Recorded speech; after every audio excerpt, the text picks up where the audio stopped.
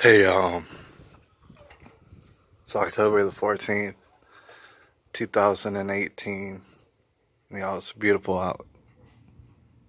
It really is. There's a lot of flies around, though, because it's been raining. If you see flies flying around. Y'all, I wanted to make a video. It's a reaction to a video, and I left a link below, to the incomparable, I think, Nina, from Nina's Ashes. She made a video in which I think actually two-parter, and I saw both parts. She made a video, and basically it's titled that she is a bad person, right? And she, in all caps, the word bad, she's bad, right? And then in the two videos, she proceeds in detailing what she means. And she actually makes some pretty good points, right? You should definitely hear her say it, you know. But just to be real brief about it, what she describes is a situation in which she finds herself using this man in particular, in which she lives with, who I would have to imagine has no idea about this channel, never seen this channel. She's kind of using him in a sense, living with him and stuff like this. But just to be very brief, does not love him. And seems pretty visible that she does not respect him. Right, so therefore she's kind of using him in a sense because he is kind of paying for where they live and stuff like this. She just moved out. She explains the whole story. She just moved out from her mother and father's house to live with this man. All right, doesn't love him, doesn't respect him. Describes how she's kind of using him, and is therefore kind of a bad person. And I think that she relays this on her channel because a lot of people probably come to her channel and tell her how she's such a good person and how she needs to hold her head up and this and that, and they're trying to help her along, and she's realizing, well, she doesn't share everything on her channel, and I gotta say, neither do I. People are so very complex that it'd be almost impossible to share everything on a channel if you had it. And so she is explaining that a lot of people probably don't even realize what exactly she's doing with her life, her lifestyle, and the fact is that she finds it kind of bad to be, in a sense, using this fella and this and that. Meanwhile, she's not gonna, I mean, she's engaged to him, I believe, and stuff, but she just can't see herself doing it, going through with it. All right. I left a comment. Basically, I didn't want to write too much, but I told her I was gonna make a video reaction, and so here it is, my reaction. I would have to say that I agree. All right, but that's the short answer. I'm gonna give you a long answer. I do agree that that is a bad thing. All right, and basically, in a sense, I can understand what she means when she says she's a bad person. You know, it's kind of bad. But I want to point out that more relevantly, what she's describing in these two videos is a very almost exclusively Christian concept that people eventually come to. It's namely Christian, so I'm sure there's going to be a lot of other people, exceptions to the rule, but it is a rule. There's namely Christians that figure out that they are, in fact, bad people. Right? The whole idea of it, the concept of it, is almost exclusively Christian in that people themselves are bad. People are bad. All right? And I think that's a notion that's kind of lost on the majority of the world, all right? Especially people out there who run around thinking that they're good. And there are people out there who legitimately think that they're good, that they're good people, that they're innately good, you know, that's just how they are, and this and that. And so these people, they'll have their opinions about things, and they'll assume that their opinions are good, right? Meanwhile, like I said, it's kind of a Christian concept to realize, hell no, you're not good. You're not a good person. You don't have good opinions either. You know, every opinion that you have technically is it's kind of bad. We tend to share opinions with each other, kind of bounce them off each other. But at the same time, your opinions ain't good either. All right. There's a lot of examples, but I always like to go back to the example of this one part in the Bible, you know, the New Testament, where someone comes up to Jesus and they're talking about, like, you know, just how good he is and stuff, and how they want to be good just like him. Just stuff like that. Just spilling over about, you know, just gushing over Jesus, talking about how good he is. And then Jesus, to paraphrase, because I don't speak Hebrew, he says something like, what about me is good? What are you talking about?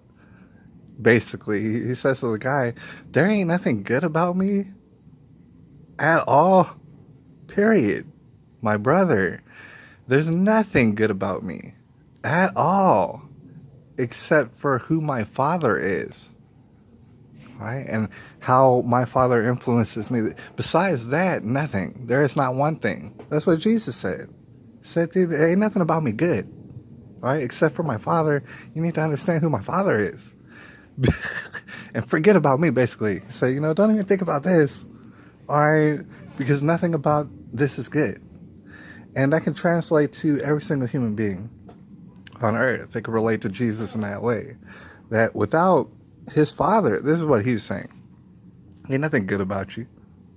Ain't nothing good about him. Nothing. All right? And it's a conclusion that a lot of people come to maybe later on in their life. Lots of times, they said, you know, a traumatic situation might happen in their life, and maybe they'll lose all sort of things that were important to them. And they realize, you know, that they're looking into their own actions, looking into their own soul. After a while, they start to realize, dang, dude, I made so many decisions that were just ill-founded, like almost non sequitur. Like, I was going wild and crazy and nutballs. I was not making one lick of sense at certain points in my life. All right, it just didn't make sense. All right, lots of times went ahead and transgressed on other people. All right, lots of times maybe didn't do them so good. You were a bad person. I was a bad person. You know, I definitely been a bad person. Look back, and I understood that his thing when it comes to people who just the overgeneralized atheists or whatever, or paganists or this and that and the other. It's all sort of people out there that don't subscribe to God necessarily, or maybe they just subscribe to a different God. All right, they're out there thinking that they're good people, and so they never come across the notion that perhaps, in fact, they're bad people. Right? They never come across that. They never come across, well, perhaps human beings in general is bad, right? Perhaps their behavior is destructive. Perhaps they're very selfish. Perhaps they're just basically suicidal in nature, human beings, right? Except, actually, when they find God, their creator, and they do as their creator has instructed them to do. Then, in those situations, and only in those situations, do they become good people. It's when they start doing good. It's when they start being good, right? But the only way to do that is through God. And I understand a lot of people have a lot of different religions. I'm not concerned about it. What I'm trying to say is the truth. Only through the truth can you be a good person, right? And only through the truth will you find out that, in fact, you are a bad person. Yeah, it's kind of weird and contradictory, but it needs to take place in that sequence. You understand that you're bad. All right? And all these decisions that you've been making are foolish. And then you can start to look into, okay, well, what is good? How is good? What do I do to be good? What is there some sort of formula? Is there a formulaic situation out there to be good? And a lot of people would argue, yeah, there is. A lot of people would argue that. I guess just to make it kind of like a brief video, I want to talk about the fact is, like I said, I'm a bad person as well, and I've noticed that. I've known that for a long time. I'm a pretty bad person. And so it was for that reason that I decided, I'm going to stop pretending like I'm in control of all this. And I'm going to start looking into the only thing that can make me a good person at all. What I found was God, and it was God of the Bible. And a lot of people disagree with me on that. Feel free to disagree. Doesn't bother me at all, but it gives me some sort of solace and peace to know that there's a direction I can go if I do, in fact, want to become a good person or be a good person in that moment. Stuff like that. And I gotta say, man, still in this day, I can relate. As far as, Nina, she's talking about she's using this guy, and really, honestly, all she wanted to do right now is to move back in with her mother and father and just get away from this guy and just kind of take it all back.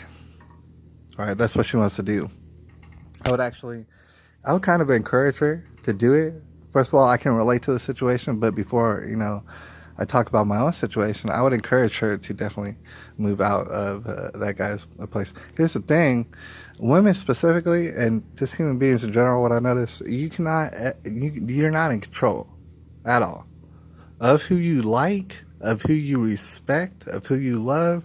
You have no control over it. I know some people think that they do. You don't. And especially a woman. All right.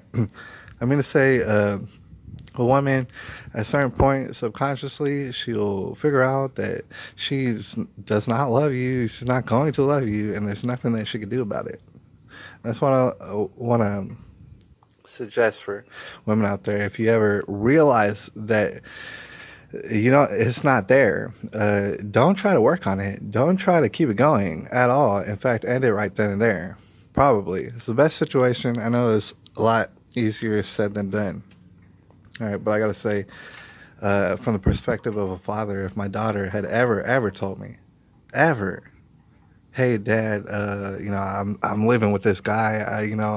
I messed up and I'm living with this guy, and I don't love him. I would be like, you know what, you need to move out of there right now, immediately. Period. Like, it's unacceptable. But, those are only suggestions. I can't tell anybody what they should do with their life. And like I said, I can relate at the same time because I'm living my life in a certain kind of way that it's not the direction. It's not that formulaic direction that I was describing. All right. And just so that most people would think that formulaic situation, that Christian concept is you get married, it's man and a woman, and they get married. And then after they get married, then they start having relations and having babies. And then they keep continuously having babies, all right? That would, just to be very simple about it, that would be the formula for success. And the ways in which love is multiplied on earth, all right? When that's done successfully, and I realize very much that that's usually a total failure when people do that, but ideally it would be a man and a woman, and they wait until they're married, and then they have relations, then they have the babies, this and that, all right? That is ideal. And I got to tell you, I'm not doing that either, Nina over there, she knows that she doesn't want to, just assuming. I'm assuming right now, but I would figure that she doesn't want to get married to this guy. She doesn't want to have this guy's babies, like I'm saying. She doesn't want to live out that formula with this particular fella.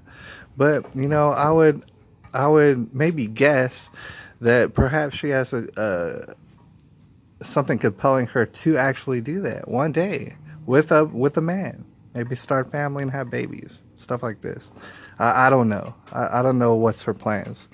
And it's not my business anyway, but me personally, I'm also not having the babies and stuff like that. I'm not actually looking for a lady right now. A lot of people will look at my lifestyle, and just to be, I guess, for full disclosure, because that's what we're doing here, they will look at my lifestyle and think, oh man, you're not doing what you're supposed to be doing, all right? You're kind of being a bad person because you're not striving for that formula of success to get married to a lady and treat her right, stuff like that. have children, have all sort of children. You're not doing that either. And that's the formula for success by God. I would say that's true. All right.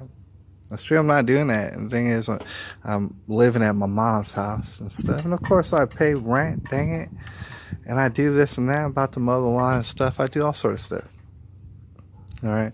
I'm not even trying to buy a house and this and that. You know, certainly there's a lady out there. I gotta understand that she deserves to have a, you know, somebody take care of her, you know, start a family with her and have children and stuff. I'm not volunteering for that at all. All right, simply because there's something else that I feel compelled to do personally. All right, I have other things. I'm kind of busy, and I just can't think about it all too much. I realize that I'm a bad person. I realize that I do bad things. Like, for example, I smoke. All right, and I would not encourage anybody in the world to smoke at all. All right, and also, in the same token, I would never discourage anybody from smoking. All right, people smoke for a reason, and that's what they do. It's not exactly a good thing. All right. But it's just something that I do. You know, I could be saving up to buy a house or whatever to live out that formula, buy a house, have a family, make all sort of children. But I'm not doing that. All right. Instead, I feel compelled into another direction to include, you know, investigating these murders and stuff like this. Investigating for some justice because a lot of people ain't getting justice. Meanwhile, I still live my life, and I'm still doing these things because, as it turns out, I'm still a human being, and I'll still do bad things. All right? It's just going to happen. That being said, you know, I try to cling to and I try to dwell upon what could make me a good person. I'm here to tell you, the only thing that I ever found is when you seek out God and what God would have for you or for me. All right. And typically what he would have for you and for me is to help others because there's a lot of others who are in desperate need these days. All right. It's called a tribulation, but I'll holler at y'all a little bit later and I appreciate y'all. It's October the 14th, 2018.